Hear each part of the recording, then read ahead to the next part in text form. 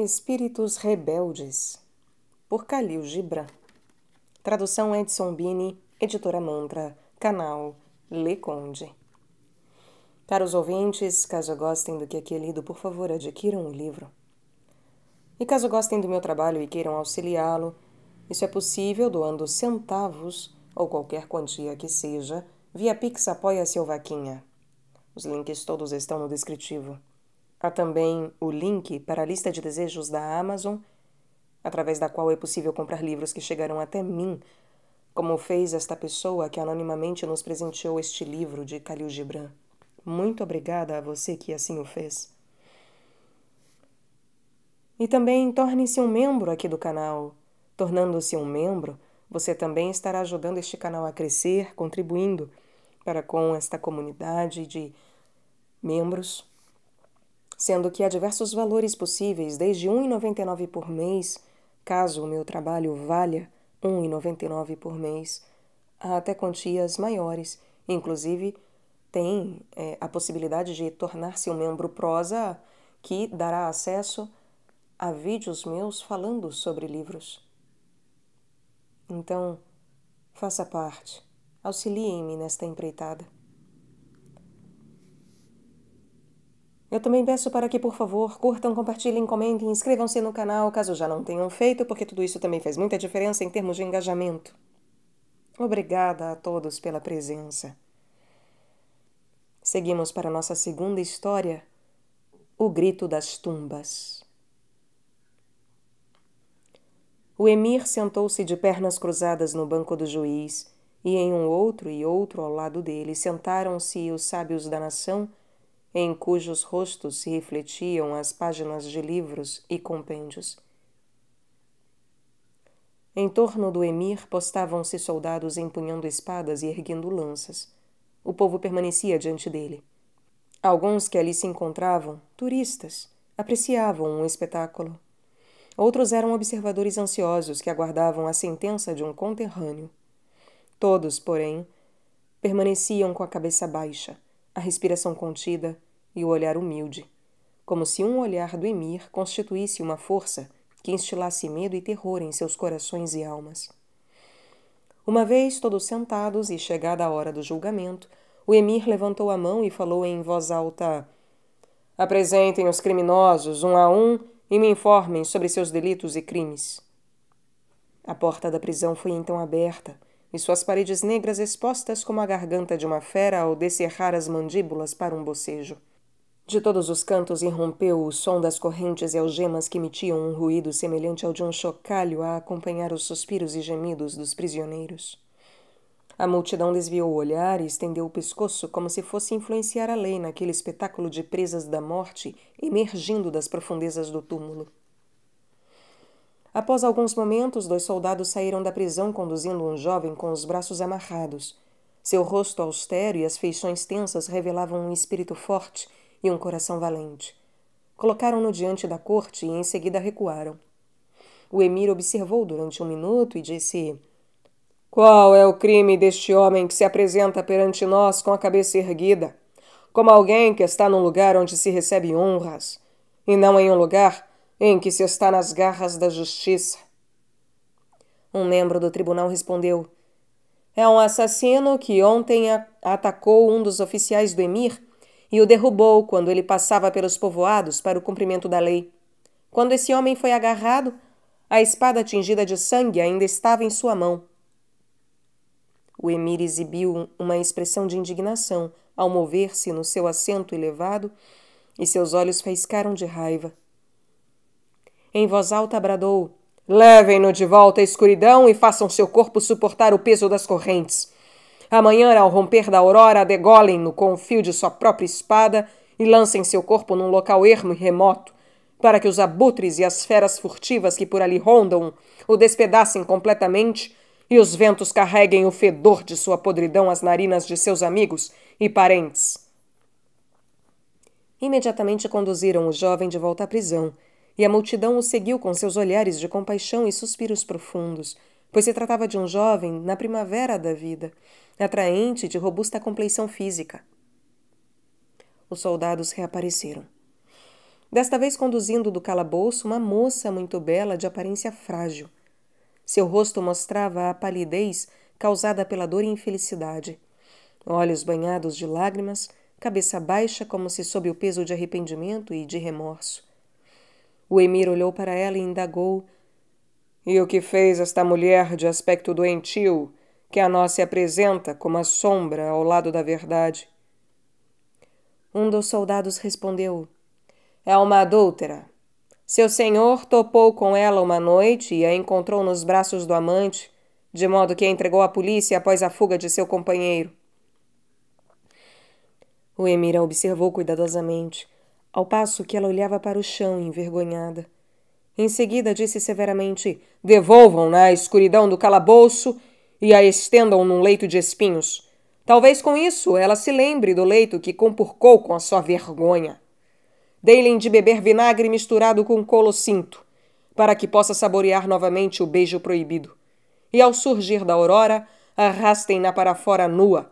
Levem-na para o exterior da cidade e apedrejem-na até a morte. Deixem ali o seu corpo, para que os lobos se regalem com a sua carne e os vermes e os insetos roam seus ossos." A moça foi devolvida às trevas de seu cárcere, e a multidão a fitou, maravilhada com a justiça do emir e pesarosa com a beleza lamentável e os olhares melancólicos da jovem. Os soldados apareceram pela 3ª vez, conduzindo um homem débil de meia idade que se arrastava com suas pernas trêmulas, como se elas mesmas fossem apenas farrapos que pendiam de suas vestes esfarrapadas. No seu terror, olhava para uma direção e para outra, e de seus olhares agoniados saltavam espectros de pobreza, desespero e infortúnio. O emir se voltou para ele e perguntou num tom desdenhoso: "Qual o crime desta criatura abjeta?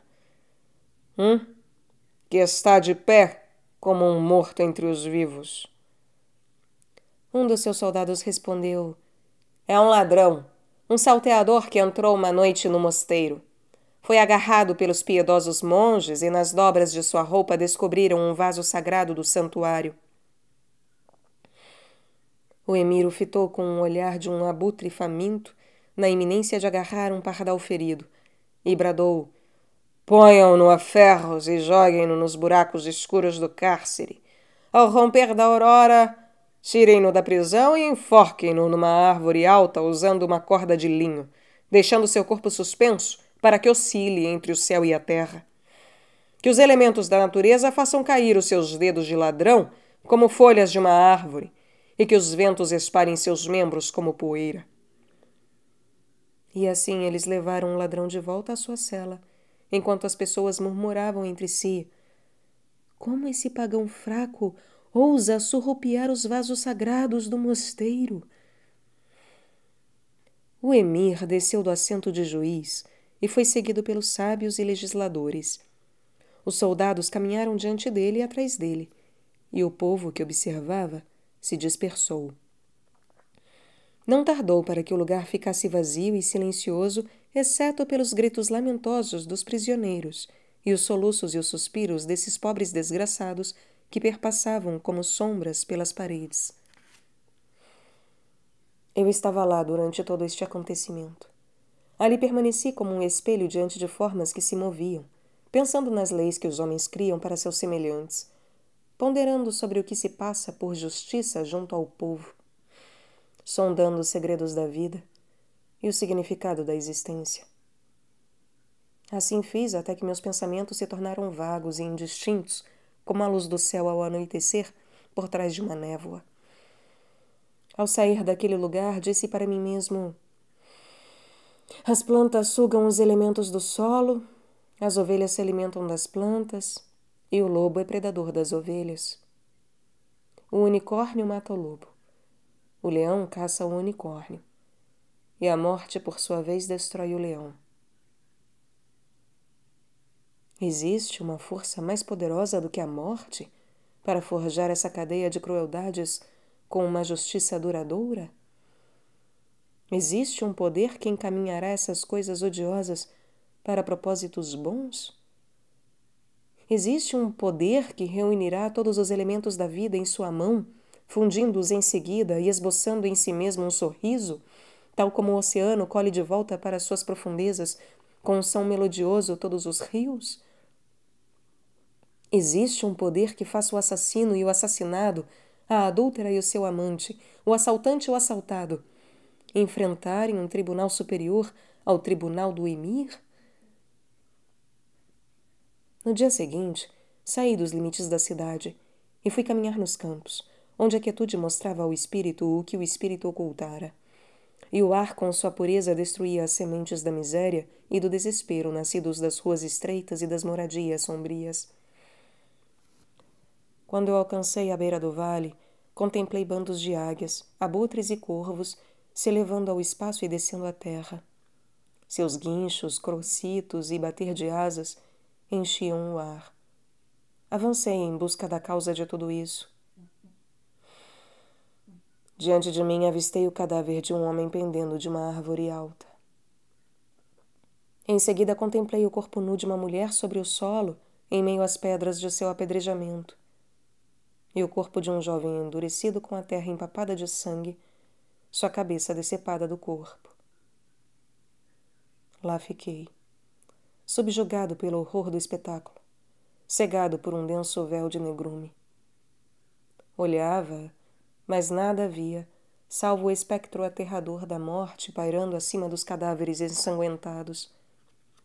Prestava atenção, mas nada ouvia, exceto o queixume da aniquilação a se fundir com o gralhar dos corvos que voejavam, compondo círculos sobre essas vítimas das leis dos homens e em torno delas. 3 criaturas humanas. Ontem experimentavam o abraço da vida. Hoje são colhidas pelo amplexo da morte. 3 criaturas que cometeram crimes de acordo com os costumes dos homens. E a lei, em sua cegueira, estendeu uma mão e as esmagou. 3 criaturas que a ignorância transformou em malfeitores porque eram fracas, que a lei destruiu por ser ela forte. Quando um homem aniquila seu semelhante, as pessoas dizem que é um assassino. Quando é alguém investido de autoridade que aniquila, dizem que é um juiz consciencioso. E quando um homem comete furto no mosteiro, chamam-no de ladrão. Mas quando o emir furta-lhe a vida, dizem que o emir é um príncipe virtuoso. Uma mulher é infiel ao seu senhor e dono. com o que o povo afirma que é uma adúltera e prostituta. Mas quando o emir a expulsa nua e ordena que seja apedrejada pela multidão, comentam que se trata de um nobre emir. O derramamento de sangue é proibido. Quem então o sancionou para o governante? Furtar propriedade é um crime. Mas quem fez do furto das almas uma virtude? Hein? A infidelidade das mulheres é uma abominação. Mas quem fez do apedrejamento dos corpos um entretenimento agradável? Juntaremos um mal com um mal maior e diremos que é a lei? Combateremos a corrupção com mais corrupção e proclamaremos como moral. Superaremos um crime com um crime maior e o chamaremos de justiça? O emir nunca bateu um inimigo em sua vida ou subtraiu de alguém mais fraco entre seus seguidores terras e bens? Será que jamais iludiu uma bela mulher? É ele inocente de todo crime a ponto de lhe ser permitido condenar o assassino à morte, ordenar o enforcamento do ladrão e o apedrejamento da meretriz? E quem são aqueles que içaram esse ladrão numa árvore? Hein? São anjos descidos do céu? Ou homens que violam e estupram tudo que cai em seu poder? Quem decapitou esse homem? Foram profetas descidos do alto? Ou soldados que matam e derramam sangue onde quer que estejam? E quem foram aqueles que lapidaram a meretriz? Santos e homens piedosos, provenientes de suas celas no mosteiro? Ou homens que perpetram crimes e todo tipo de ações más na calada da noite? E a lei? O que é a lei? Quem a viu descer dos céus acompanhada da luz do sol? Que ser humano contemplou o coração de Deus e conheceu sua vontade na espécie humana? Em que época os anjos andaram entre os homens a dizer: neguem ao fraco a luz da existência e destruam os decaídos a fio de espada e pisoteiem o pecador com botas de ferro? Esses pensamentos ainda permaneciam transtornando a minha mente e meu coração, quando ouvi o som de passos bem próximos. Olhei à minha volta e vi uma moça, que surgira de entre as árvores e que se aproximava dos 3 cadáveres. À medida que caminhava, olhava furtivamente em todas as direções como se temesse algo. No momento em que seu olhar pousou sobre o jovem degolado, emitiu um grito de terror e caiu de joelhos ao lado dele, abraçando-o com os braços trêmulos. Seus olhos banharam-se de lágrimas. Ela acariciou os cabelos ondulados do rapaz com seus dedos, enquanto gemia baixinho, mas num tom profundo que parecia provir do mais fundo do seu ser. Em seguida, pôs-se a trabalhar rapidamente, cavando o solo com as próprias mãos até ter uma cova larga. Arrastou o jovem assassinado até a cova e nela o depositou lentamente, colocando a cabeça emaranhada de sangue entre os ombros. Depois de cobri-lo com terra, cravou a espada que o decapitara sobre o seu túmulo. Quando se preparava para ir embora, aproximei-me dela. Assustou-se e começou a tremer de medo. Fixou o olhar no chão e lágrimas ardentes passaram a gotejar copiosamente de seus olhos.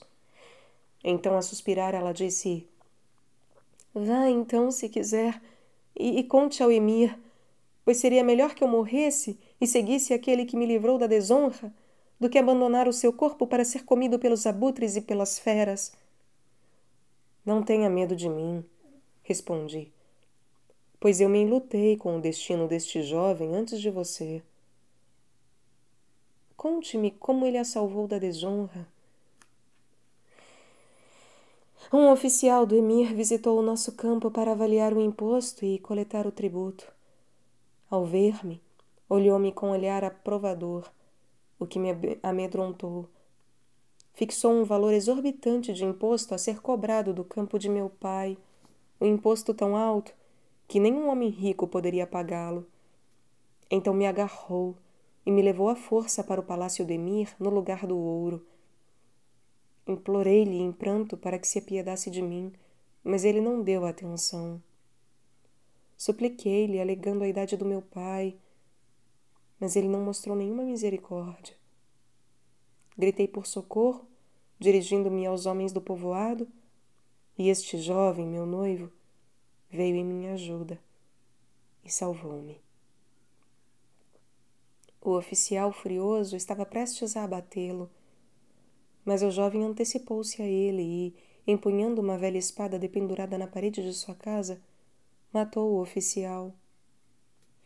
Assim agiu em defesa de sua própria vida e da minha honra. E por conta da sua grandeza de alma, não fugiu como um assassino. Manteve-se ao lado do corpo do morto até que soldados chegassem e o conduzissem acorrentado ao cárcere. Ao terminar a sua narrativa, ela me olhou com uma expressão que sensibilizou meu coração e me encheu de tristeza.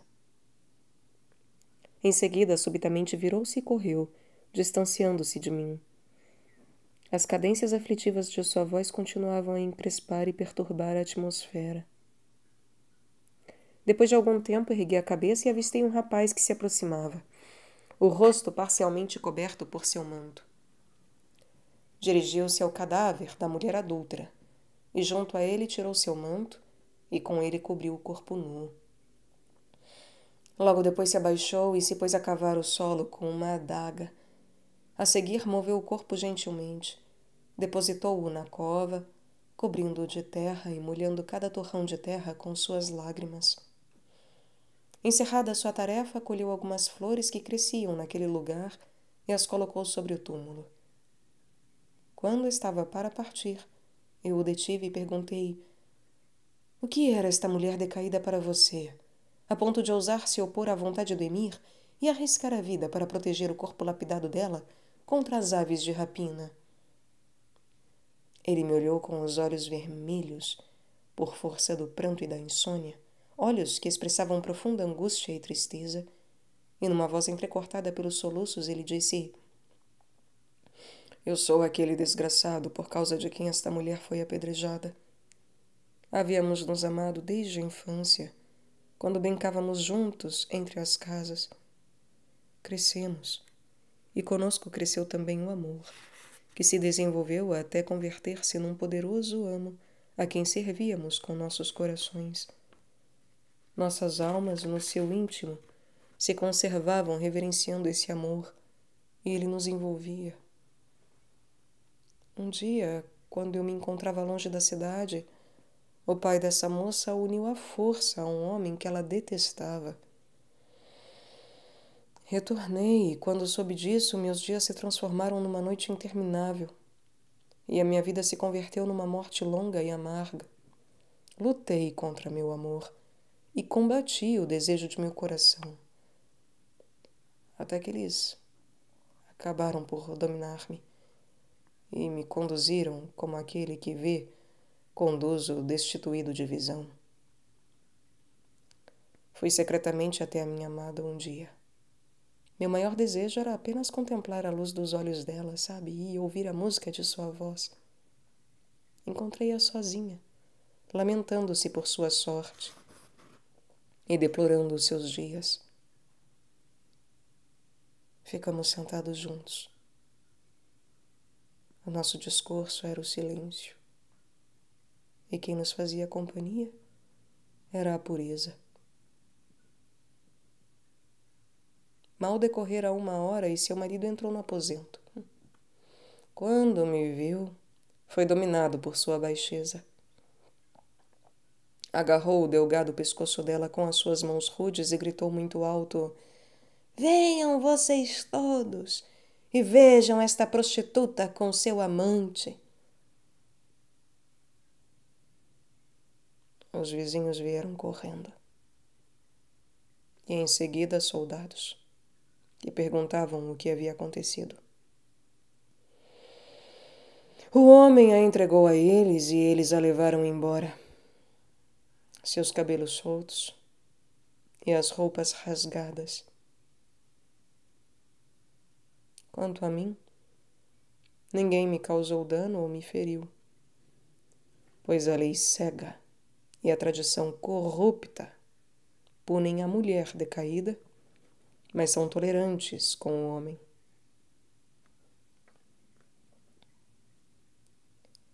Feita essa sua narrativa, o jovem dirigiu-se de volta à cidade, o rosto mais uma vez encoberto pelo manto. Quanto a mim, permaneci ali, a refletir e pensar, sentindo pena. O corpo do ladrão enforcado balançou um pouco sob o sopro do vento através dos galhos da árvore, como se, mediante seu movimento, pedisse aos espíritos do ar que o baixassem e o colocassem sobre a terra para fazer companhia ao mártir da coragem e ao amor em sacrifício. 1 hora transcorreu, quando surgiu uma mulher de aparência doentia, vestida de farrapos. Permaneceu diante do cadáver oscilante, batendo no peito e chorando. Subiu na árvore e roeu a corda com os próprios dentes, até que o corpo caísse, atingindo o solo como uma trouxa de roupas molhadas. Desceu da árvore em seguida e, depois de cavar um túmulo ao lado dos outros 2, nele enterrou aquele corpo. Após cobri-lo de terra, apanhou 2 pedaços de madeira, fez com eles uma cruz e a fixou no túmulo. Na iminência de voltar ao lugar de onde viera, detive-a e indaguei: como você explicaria o fato de ter enterrado um ladrão? Ela me olhou com olhos enegrecidos pelas sombras da dor e da infelicidade e disse: ele é meu fiel esposo, bondoso companheiro e pai de meus filhos. Tenho 5 filhos que choram por falta do que comer. O mais velho tem 8 anos. O mais novo ainda mama. Meu homem não era um ladrão. Era um camponês que cultivava a terra do mosteiro. Mas tudo o que recebia dos monges era um filão de pão, que repartíamos ao anoitecer, nada sobrando para amanhã. Desde a sua juventude, ele regava os campos do mosteiro com o suor da sua fronte e, com a força de seus braços, produziu o crescimento dos jardins do mosteiro. Quando, depois de anos de trabalho árduo, enfraqueceu, experimentando o declínio das forças, adoeceu. E os monges o demitiram, dizendo que o mosteiro não precisava mais dele. Disseram-lhe para ir embora e enviar seus filhos para o substituírem nos campos logo que atingissem a maioridade. Mergulhado num pranto incessante, implorou a eles que tivessem piedade dele em nome de Jesus e suplicou, invocando os anjos e os santos. Mas eles se mostraram insensíveis, sem compaixão ou pena, quer em relação a ele ou nossos filhos, nus e famintos.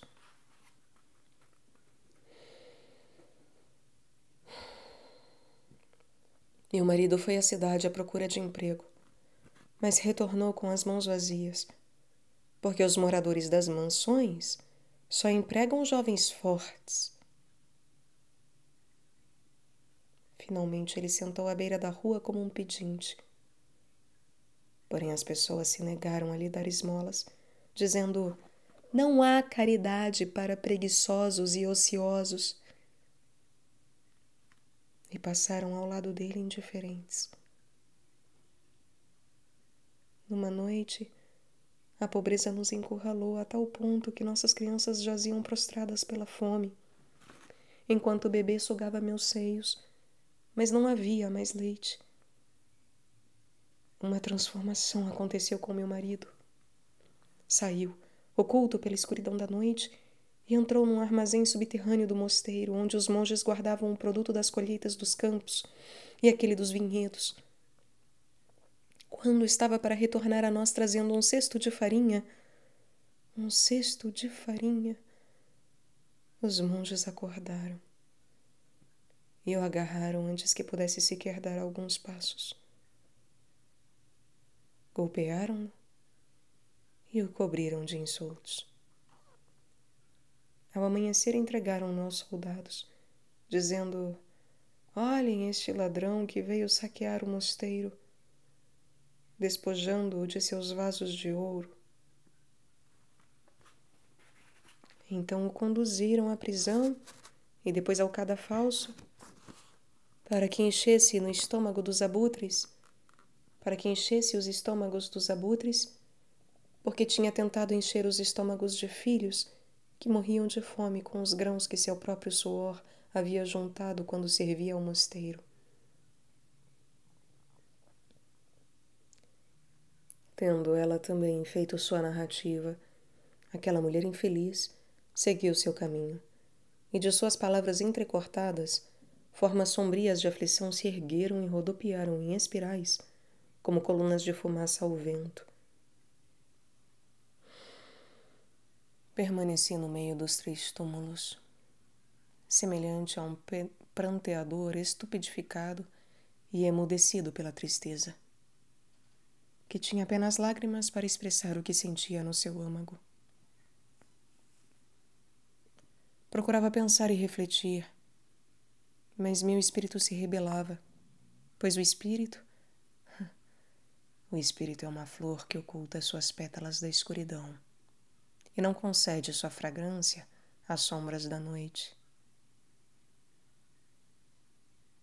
Permaneci ali em pé, enquanto de cada partícula da terra que cobria os túmulos se erguia um grito de opressão, como uma névoa surgindo do vazio do vale, e produzia ondas em torno dos meus ouvidos, numa tentativa de inspirar em mim um discurso. No entanto, eu fiquei ali em silêncio. Entendessem as pessoas a linguagem do silêncio, então estariam mais próximas dos deuses do que dos animais selvagens da floresta.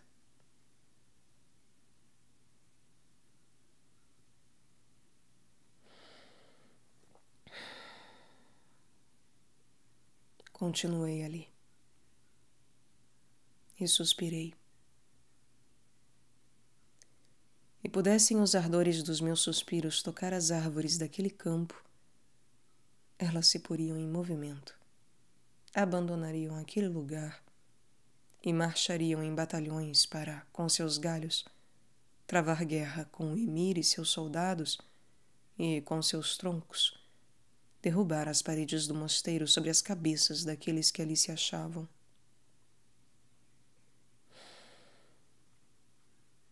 Continuei ali em pé e olhei. E do meu olhar fluíam sobre aqueles túmulos recentes a doçura da piedade e a amargura da tristeza. O túmulo de um jovem que defendeu a inocência de uma moça com a sua vida e a salvou das garras de um lobo.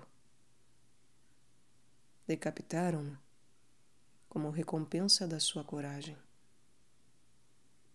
E a moça veio e embainhou a sua espada na terra, como um sinal e símbolo diante do sol dos costumes dos homens, no reino de vergonha e de ignorância.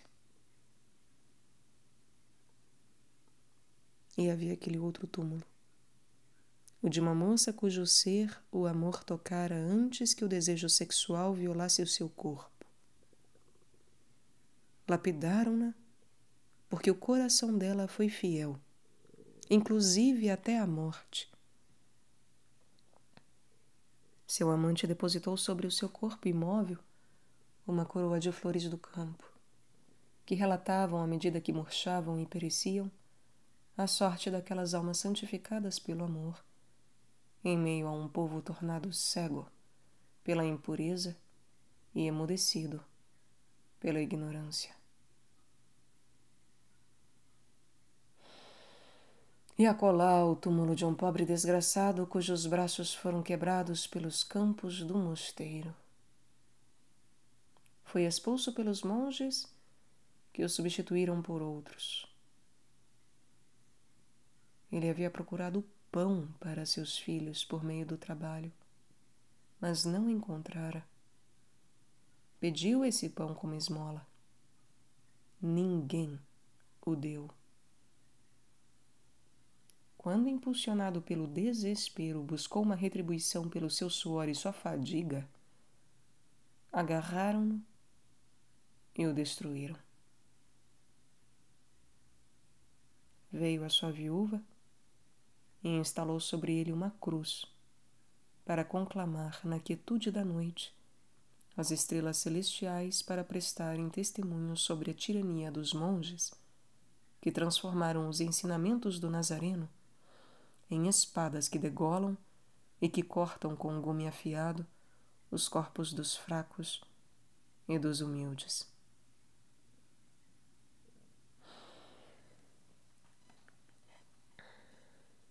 Logo o sol se pôs e desvaneceu além do crepúsculo, como se estivesse cansado dos esforços humanos e odiando a tirania humana. A noite surgiu, tecendo com os fios da escuridão e da quietude um fino véu a ser estendido sobre o corpo da natureza.